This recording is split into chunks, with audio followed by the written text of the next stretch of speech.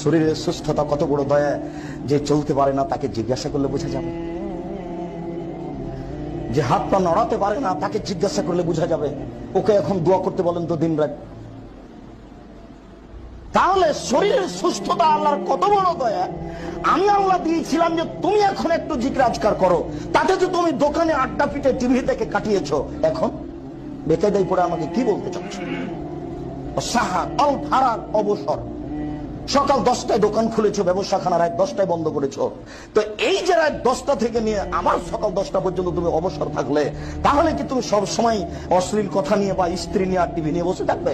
এই কি এর ফাঁকে কি তুমি আমার জন্য একটু সময় বের করবে না? মনে রেখো, আমার জন্য একটু সময় বের যদি না করো, তাহলে আমলাও এদাকা কেনান, আমি আমলাও এদাকা শুনলাম, তোমার হাতকে আমি ব্যস্ততা দিয়ে পূর্ণ করে দেবো। ওলামা শুদ্ধ ফাঁক রাখ, তোমার দারিদ্রতা বন্ধ করবো না। কোটি টাকা হলেও তুমি